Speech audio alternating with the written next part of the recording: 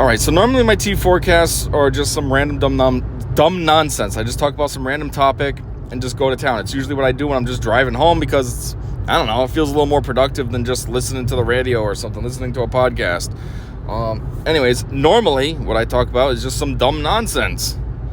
Some random thing that I'm just like, I feel like talking about this. And then I go. It's either, half hour, 45 minutes. Sometimes they're really long. 2 hours even. Not like anybody wants to listen to something that long. But hey, that's how much stuff I had to say, so whatever. But anyways, I figured for the next couple, maybe what I'll try to do is make something that's a little more like educational-ish, more informative, if you will. So what I wanted to talk about is different types of plastic molding and the types of materials and processes about it and all this. Just kind of say what I know. See, I work in the plastic molding industry, and I have for 14 years. So I'm kind of well-versed enough. Actually, I'm kind of really well-versed. I am chief engineer at my company, but, I don't want to get too overboard because there are some things I still don't know. There's a lot that I still am learning on the regular. Every day something will come up, and I'll be like, oh, I never even thought of that before.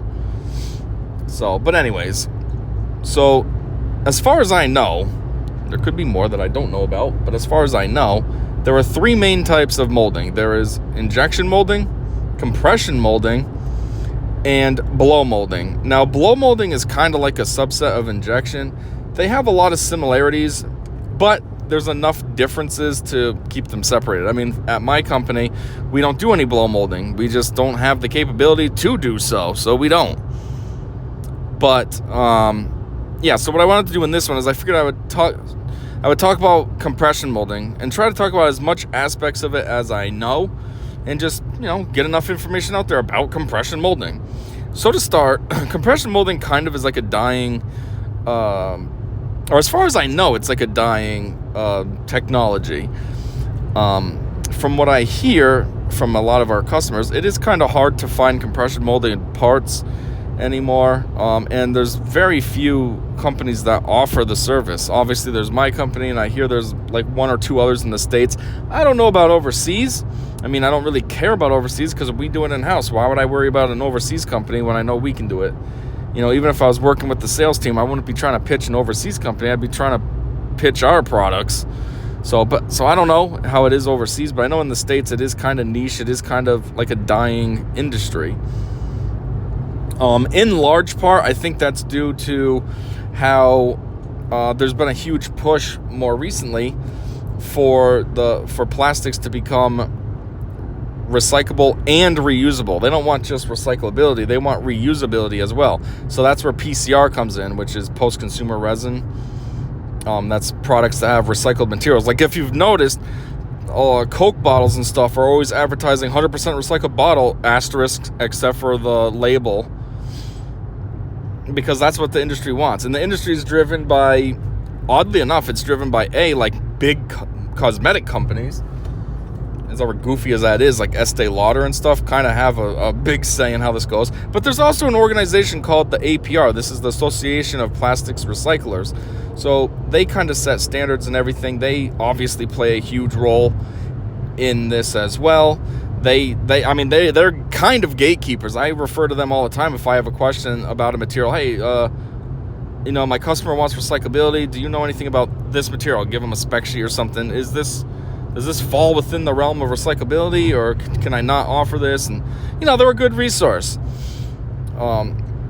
I briefly even was a committee member on one of their boards. It was a special committee on one of their boards temporarily because my company is a member of the APR. That's the other thing. Not only is it its own organization, but you can join it and be a member, and it's like a club, and you can put a sticker in your signature, hey, proud member of the APR, and it looks good for other companies to see that and all this. So yeah, and that's why I decided to become a special committee member, because I thought that would also look good for our companies. That way then they could brag and say, yeah, we got somebody on a special committee with the APR as well, extra brownie points. Anyways, so the thing with the APR is they specialize, well, not they specialize, but the materials that are recyclable are thermo formed plastics. So that's your polypros, your PETs, HDPE, stuff like that, which can be ground down and then turned back into like the pellets, and then be put into a hopper and be remelted and reshot, and now you're reusing your material. So compression materials are thermoset. So what happens with this thermoset material is that means once it's molded, that's it. You can't reuse it. It is what it is. It's whatever you turned it into. I mean, yeah, you can break the thing down. Obviously, it doesn't mean that it's indestructible and it's forever going to be a plate or whatever. But it's not recyclable. You can break it down as much as you want, but it'll never remold ever again. It molded that one time and that's it. And so obviously that is very unattractive when you want recyclability. Well, not recyclability, but reusability. As far as recyclability, that's the other issue. Thermoset materials typically aren't recyclable. Because of, well, how do you recycle something that's a one and done? You can't. So it kind of kills both of those. Now, one thing that's good, I guess, is because of this push, compression materials, thermoset material suppliers are reformulating their formulas to allow at least biodegradability.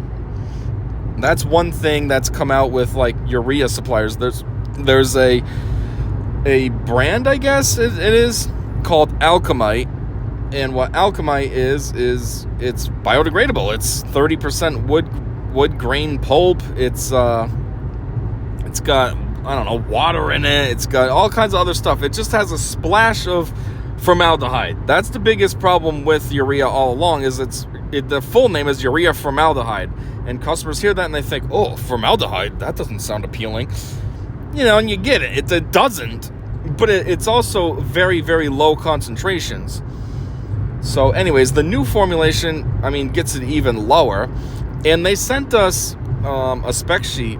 And to create this material has such a low carbon footprint. It's kind of crazy because the industry wants to go with recyclability and reusability and all this.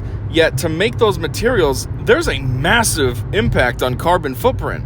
Because all that work you got to do to gather up all these materials, to regrind them down. If you're doing a actual like chemical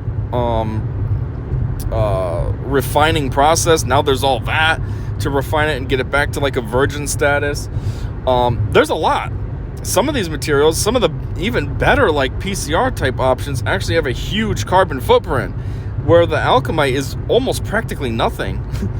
And it's all natural. Like I said, water, wood pulp. It's all like natural ingredients that go into it. So there's no like real bad bioproducts or anything from this. And yeah, it's actually a wicked solid material. It's ironic. You'd think companies would actually prefer the Alchemite to all these other things, polypro and stuff, because of how like low impact to the environment it is. But, I guess on the surface, being able to say, oh, this is PCR sounds better than saying, oh, well, this is a virgin material that has no impact to the environment at all.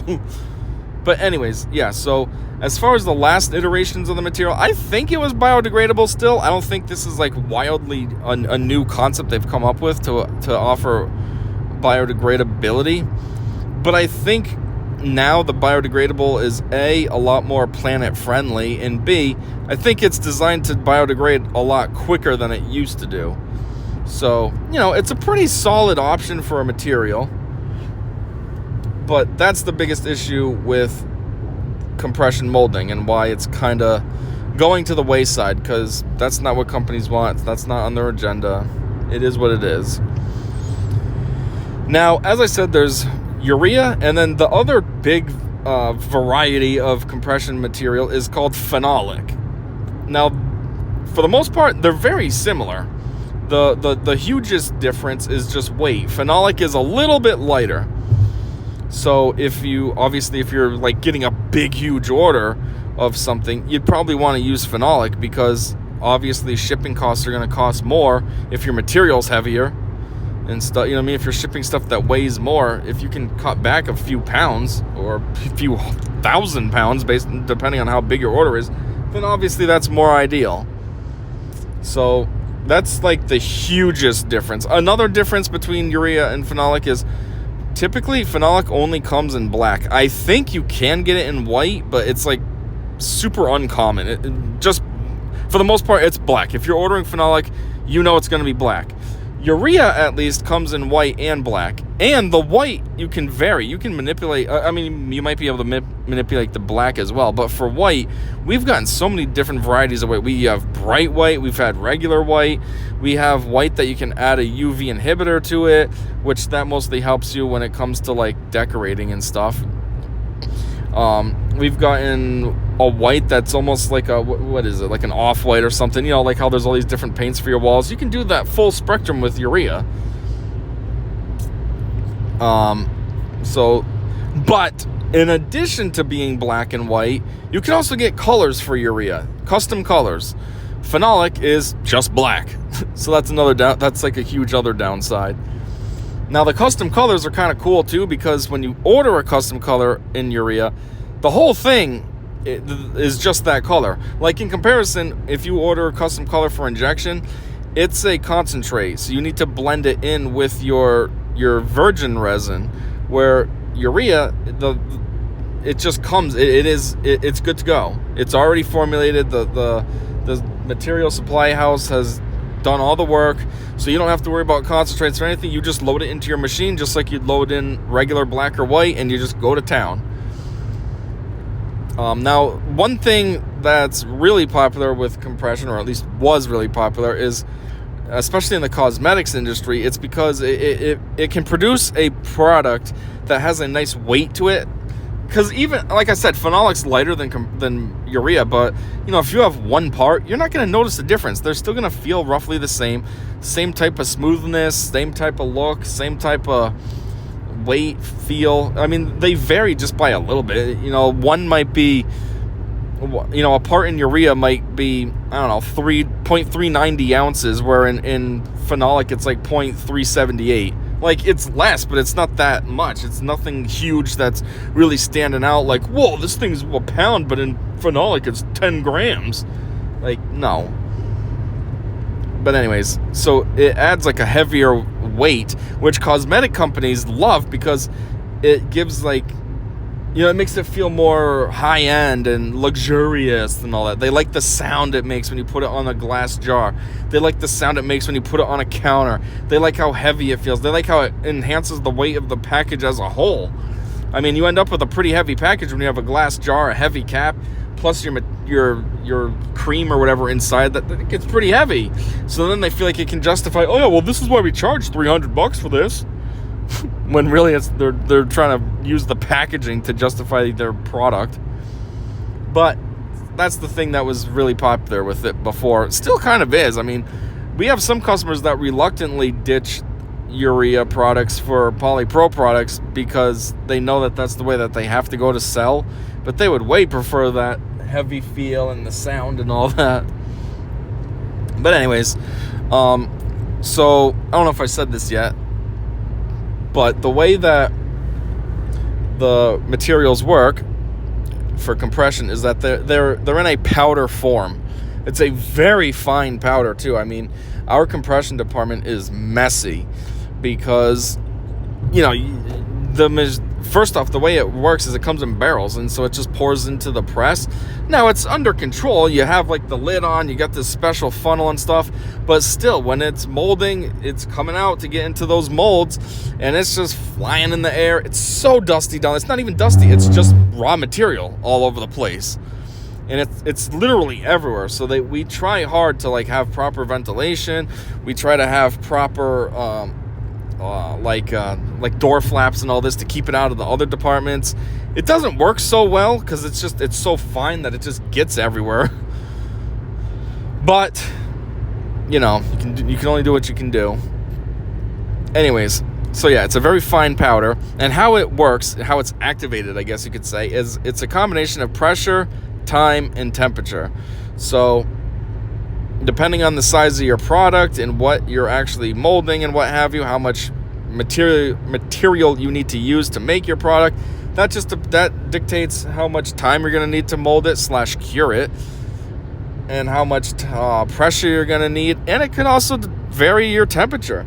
I mean, for us, typically we run at like 2,100 pounds per square inch is our pressure.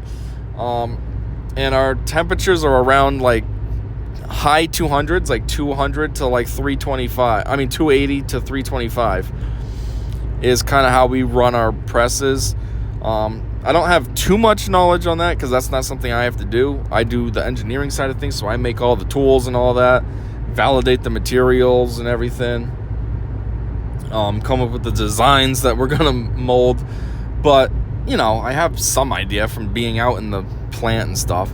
So, and then as far as time is, I feel like time's almost arbitrary. Like, we do have standards, but I don't think we have like a formula or something that we use. It's just kind of like trial and error. You kind of mold it until, okay, this seems good, and then that becomes the standard. Oh, I guess now, since this looks good, we're going to make this the standard. And it varies all the time. We have some parts sometimes that the standard's 120 seconds, and it's been that way for decades, and then out of nowhere we increase it to 145. Like, 120 is not working out too well. We're going to put it to 145. And then somehow 145 works great. And it's like, well, how was 120 working all these years? And now all of a sudden we got to increase it. Like, were we making terrible parts for the past 25 years? Or... But anyhow. And yeah. And compression molding is kind of... How do I put this? It's a little bit... You wouldn't suspect that something that came out of a compression mold is molded in the way that it's molded, or made, I should say, in the way that it's made. Like, you'd never guess that it's molded. It doesn't appear molded. It doesn't feel molded. There's no like witness lines, stitch lines, or anything because of how the tools are. That's not an option. But the other thing is, it's like everyday items, and it would throw you off. Like, for example, plates, like dinner plates, like china and stuff, oh, that's my china. Most likely, those are compression molded. Like, those are technically a variant of plastic. You would never guess that your china is plastic. You think of it as like ceramic or something, but it very well could. I'm not saying they are, but I'm just saying based on my company does make plates. We make a variety of plates. We make some little plates that I don't know what they're supposed to be for, but they remind me of like tobacco plates and stuff. And then we make full dinner size plates, and they're normal plates. And seeing them in the store, you would never guess that that's a variant of plastic. You'd think it's, I don't know, ceramic or whatever. Not, and you wouldn't think it was made in the way it was. I mean, I guess I wouldn't really have an idea to think of how it was made. Probably prior to working in this industry, I would have thought, how is this made? How do they do this? How do they make a plate? And now that it's like, this is how you make a plate? That's weird. But yeah, so that's kind of the gist of compression molding. Compression molding also, as I said, is dirty, but it's also loud. Oh wait, no, I said it's hot. So it's also dirty and it's loud. It's dirty because, well, obviously, like I said, the material's just flying all over the place. Not really flying, it's subtle. You don't see it. You don't walk down there and like, oh my God, what's happening in here? But you see it on everything. Anything you touch, your hand is just black after. Because, typically the material's black that we use. So you touch something and boom, your hand's black. Like, I'm always worried when I'm out there, like, my shirt brushing up on something, because I'm like, oh man, I don't want this stuff to be all over my shirt, and then my shirt's dirty and possibly ruined.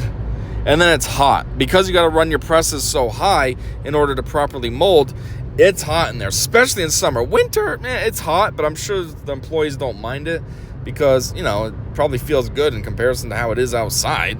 But in summer, oh man, it's brutal. I think we've done temperature tests before, like when OSHA came in or something, and it gets up to like, I don't know, high 120s or something like that, low 130s. Oh, it's super hot in there, very uncomfortable.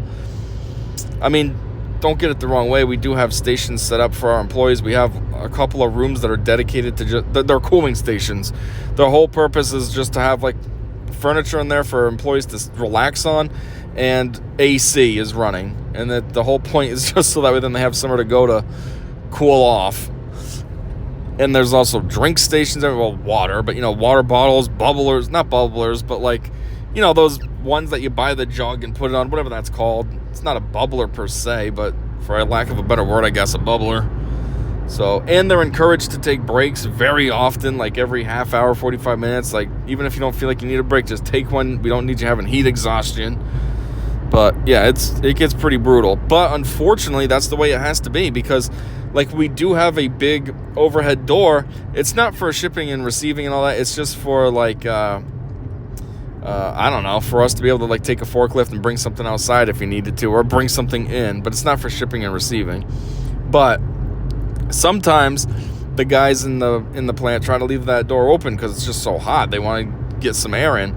And it'll affect the parts. The parts will start molding crappy, especially the presses that are closer to that door, because that door being open is affecting the temperature of the press. It's slightly cooling it down. It might not be much. It might be only 10 degrees, but it's enough to make a difference. And we can't have that for our parts to mold right. So even though it's brutal in summer, it has to be, unfortunately.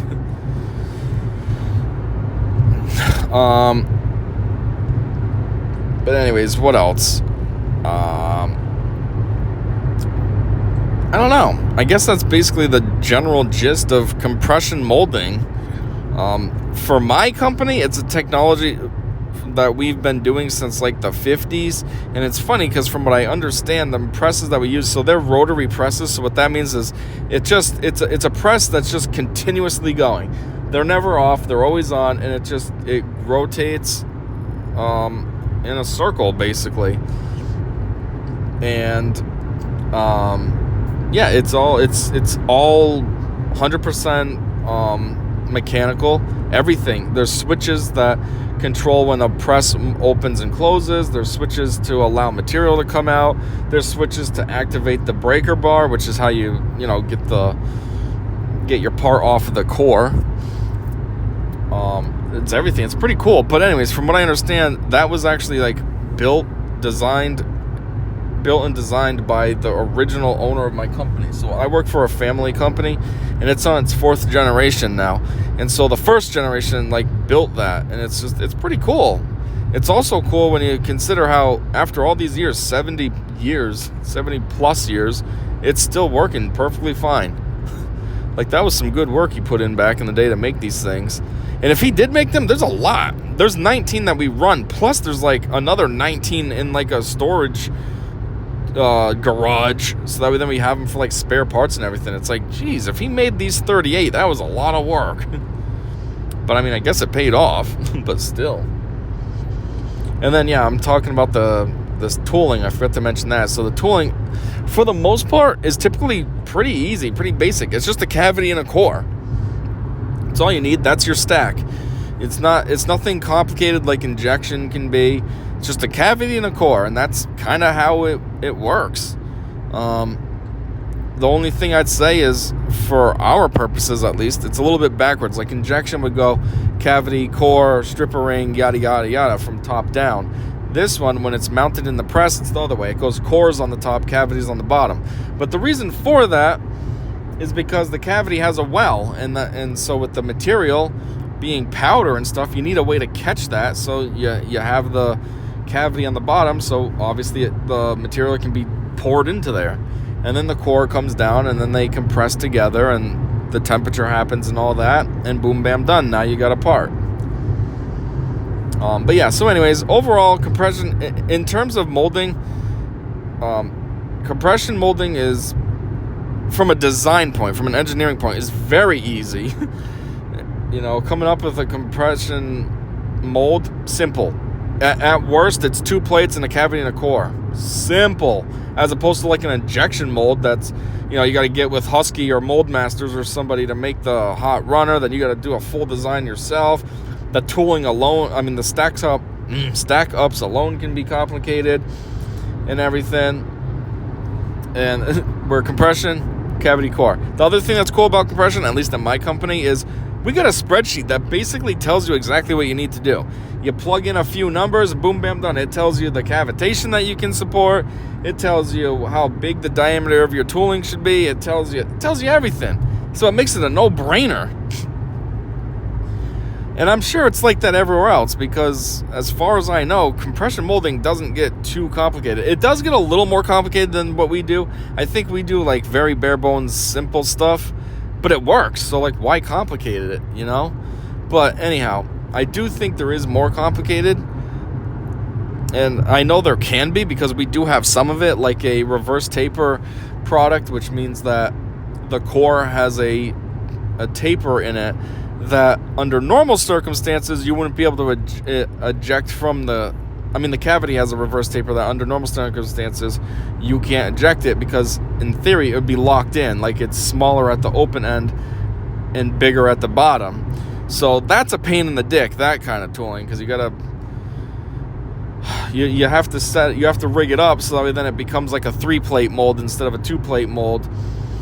And yeah, so that's a little bit more complicated, but the only reason that's complicated though is because we barely ever do it. So when it comes around, it's like, oh man, this is something I never think about. Now I gotta think about this. You know, it's not second nature. But yeah, super easy parts. Tools. Pretty archaic, I guess, technology, at least out of my company. But it's also going out of style. And I don't know, I'd say it's kind of unfortunate, because, you know, it's always kind of sad when something goes out of style when it's been around forever, but at the same time, it's probably for the better. It's kind of like, I'm sure when 2D CAD started to get bigger and people were using that, people who did the hand drawings were probably like, oh, this is sad, nobody's going to be doing hand drawings anymore, there's not going to be that personal touch. But at the same time, you're like, yeah, but 2D makes it so much better. I can do it way faster. I can make a mistake and it's not detrimental. I don't have to start over. I just gotta oops and do a little bit of work on the computer. Boom, bam, done. Same as when 3D came out. That massively improved 2D CAD. It's so much better and easier.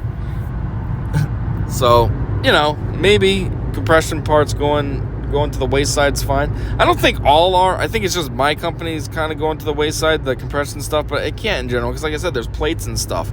You can't put everything out of commission. So, but yeah, so I guess that's it. I'm trying to make sure I think of everything, or at least everything kind of critical enough. I think I got it.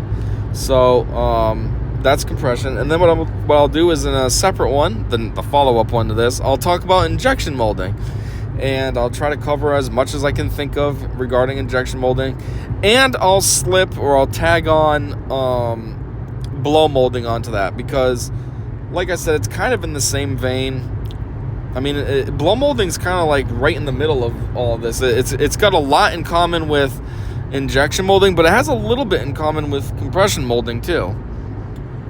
But anyways, that'll be next. I'll talk about all that, and then yeah, I'll have covered something that's more informative and educational than just random for once. So anyways, I guess that's all. Thanks for listening, and until next time, I said see ya.